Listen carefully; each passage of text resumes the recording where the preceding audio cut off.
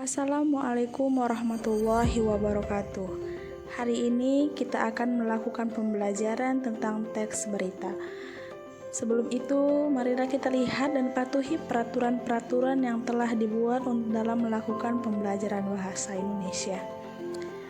Kita masuk ke materi. Teks berita adalah suatu teks yang berisi informasi atau kejadian yang penting yang sudah terjadi. Nah, jadi teks berita itu berisi informasi penting. Ciri-ciri teks berita yang pertama itu faktual atau fakta. Jadi dia faktual itu kenyataan sesuai dengan fakta dan bukan pendapat penulis atau direkayasa. Jadi ciri-ciri pertama itu dia fakta. Dia bukan pendapat dari orang yang benar-benar kejadian. Itu dia faktual. Kedua, aktual. Aktual itu terbaru. Dia maksudnya beritanya melaporkan suatu kejadian yang baru atau sedang terjadi. Itu dia berita. Jadi dia tetap terupdate. Itu dia. Pertama ingat ya, faktual atau sesuai fakta.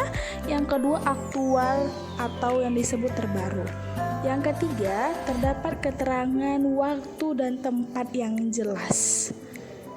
Jelas ya, beritanya di mana, tempatnya di mana harus jelas. Yang keempat, dia menggunakan bahasa yang jelas dan baku, bukan menggunakan bahasa sehari-hari, dia bahasa yang baku.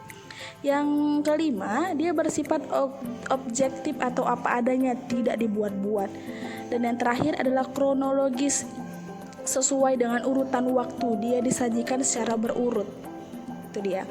Nah, unsur-unsur berita ada yang namanya adiksi, apa, di mana, kapan, siapa, di mana dan bagaimana. Atau biasa disebut 5W tambah 1H. Nah, ini kaidah dalam bahasa, kaidah bahasa dalam teks berita. Dia pasti dalam berita menggunakan kalimat langsung yang biasanya kalimat langsung ditandai dengan tanda petik 2. Nah, di situ ada contohnya, kami bekerja keras siang malam agar proses evakuasi para korban cepat selesai. Ada tanda petik bahwa yang berkata itu adalah Rio. Itu dia, itu kalimat langsung. Kemudian penggunaan bahasanya yang baku. Jadi bahasanya itu mudah dipahami. Karena sifat bahasa ini kan universal, meluas. Jadi semua harus paham dengan bahasanya.